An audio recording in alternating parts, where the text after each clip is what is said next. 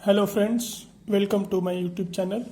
Today we are going to discuss about how to solve the linear programming by using graphical method. So there are four cases.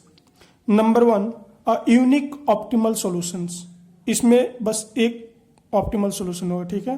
And infinite, जिसमें बहुत सारा optimal solution हो सकता है. And unbounded solutions and no solutions. So हम लोग एक एक करके देखेंगे कि कैसे सॉल्व करते हैं. सो ये मेरा क्वेश्चन है, इसको हम लोग सॉल्व करते हैं, देखते हैं कैसे होता है. तो सबसे पहले ये जो कांस्टेंट है इसको इक्वलाइज कर देंगे. तो जैसे पहला वाला है x1 + 2x2 = 40, ठीक है. x1 x2 बॉक्स बना देंगे.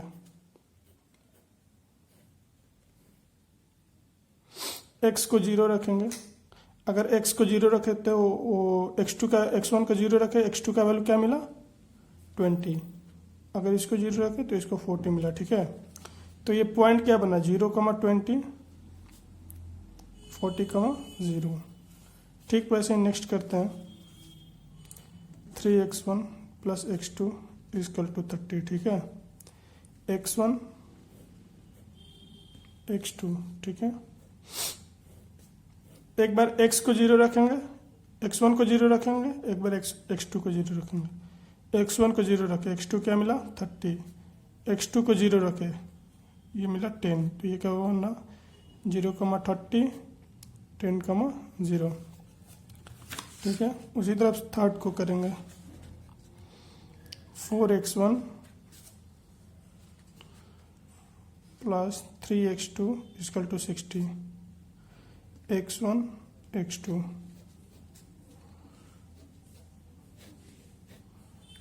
इसमें इस इक्वेशन में x1 को 0 रखें तो ये क्या मिला 20, इसमें 0 रखें, ये क्या मिला आपको 15, ठीक है. तो ये पॉइंट बना 0,20 15,0. अब इस पॉइंट को हमको ग्राफ पे प्लॉट करना होगा. तो चलिए देखते हैं कैसे ग्राफ पे प्लॉट करते हैं. पॉइंट को हम लोग ग्राफ में प्लॉट करते हैं. तो मेरा पहला पॉइंट है 0,20 यहाँ पे आ गया आपका. सेकंड है 40,0, ठीक है. यहाँ पे इस लाइन को क्या करना है मैच कर देना है, इसका नाम दे देना 1, ठीक है. दूसरा पॉइंट है 0,30 10,0, ठीक है. इसको भी मैच कर देना है. ये आपका सेकंड नंबर लाइन हो गया. और साथ साथ एरो देते चलना है. पहला देखिए, पहला में क्या बोल रहा है लेस देन मतलब टुवर्ड ओरिजिन. तो टुवर्ड ओरिजिन, ठीक है, साथ में एरो देते चलिएगा. सेकंड वाला क्या बोल रहा है ग्रेटर देन. तो ग्रेटर मतलब अवे फ्रॉम द ओरिजिन, ये बोल रहा है ओरिजिन से दूर, ठीक है. अब आपका थर्ड पॉइंट बचा, थर्ड लाइन का इक्वेशन का. तो 0,20 आपका यही पॉइंट रहा. 15,10 15,0 ये रहा. तो इसको हम लोग मैच कर देंगे. तो ये आपका थर्ड लाइन बचा, ठीक है. तो ये बोल रहा है ग्रेटर देन, तो ये भी बोला away from the origin greater than है. तो ये लाइन बोल रहा है इधर देखो, ये बोल रहा है इधर देखो, ये बोल रहा है इधर देखो, ये बोल रहा है इधर देखो. तो ये आपका फिजिबल रीजन हो गया. तो अब हमको फिजिबल रीजन का ये वर्टेक्स का पॉइंट देखना होगा. तो ये पॉइंट हम लोग ए ले लेते हैं, ये बी ले लेते हैं, ये सी और डी, ठीक है. तो आपका ए पॉइंट क्या है यहां लिखते हैं. आपका ये पॉइंट क्या है 15,0, ठीक है. आपका बी पॉइंट क्या है 40,0. आपको सी और डी पॉइंट का पता नहीं है, ठीक है. पॉइंट सी और पॉइंट डी का पता नहीं कि क्या होगा. तो उसको पता करने के लिए अगर ग्राफ पेपर पे प्लॉट कर रहे हैं तो हम लोग नॉर्मल देख के बता सकते हैं. अगर नहीं कर रहे हैं तो ये देखेंगे कि ये जो पॉइंट सी है किस किस पॉइंट, कौन कौन सा पॉइंट इसको कट किया है, तो इस इंटरसेक्शन पॉइंट बना है। तो देखिए इक्वेशन 1 और इक्वेशन 2।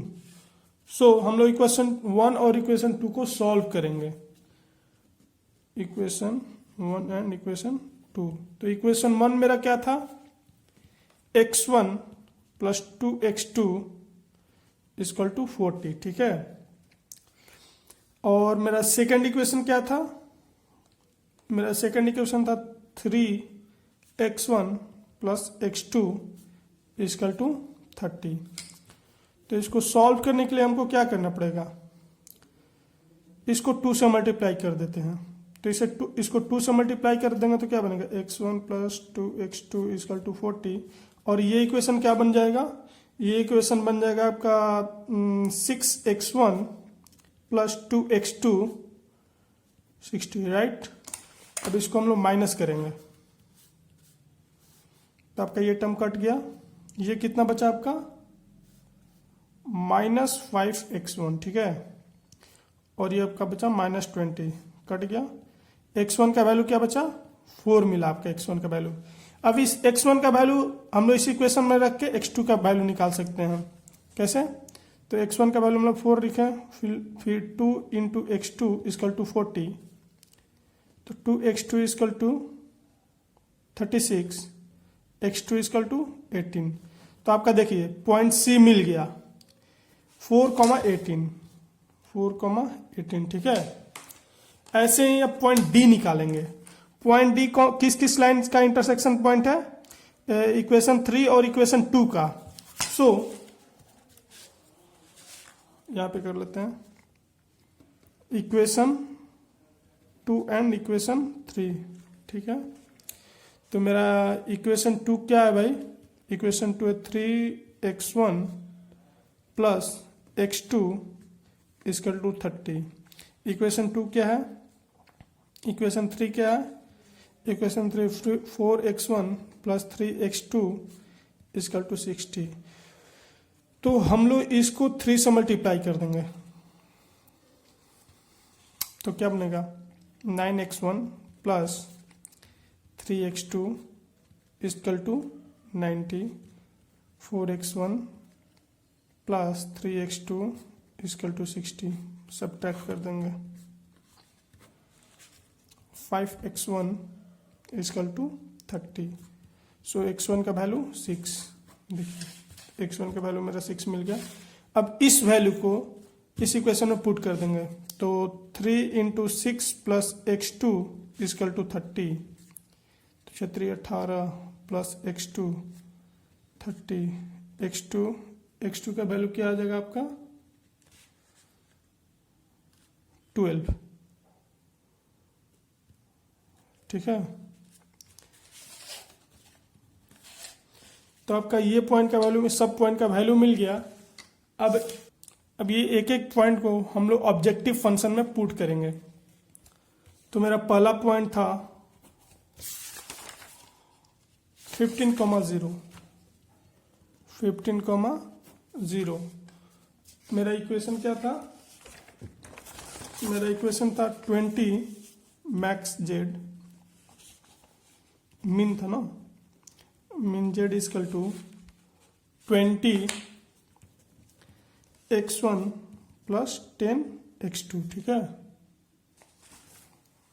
ये मेरा क्वेश्चन था। तो अब यहाँ पुट करते हैं 20 इंटू 15 प्लस 10 इंटू 0, ये कितना हो गया आपका 300, ठीक है।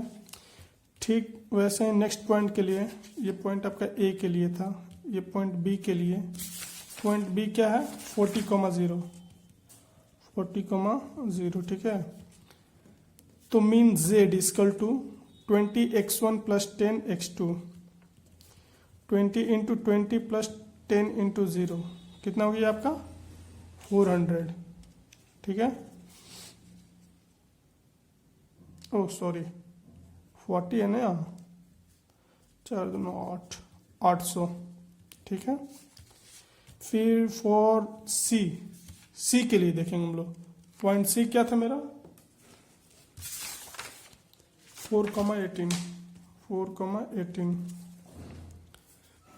तो यहाँ पे पुट करेंगे तो क्या हो जाएगा 20 × 4 प्लस 10 × 18, ये आपका होगा 260, ठीक है। 4 पॉइंट डी पॉइंट क्या था मेरा 6,12, ठीक है। तो इसको करेंगे 20 × 6 प्लस 10 × 12, तो ये आपका आ जाएगा 240। तो अब देखेंगे हम लोग कि ये चारों में मिनिमम पूछ रहा है, ऑब्जेक्टिव फंक्शन में मिनिमम पूछ रहा है, तो सबसे छोटा कौन सा है मेरा, ये। तो ये आपका रिस्पेक्टिव जेड का वैल्यू हो गया आपका 240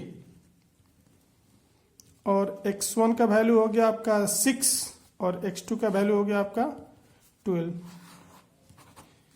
so thank you and have a nice day.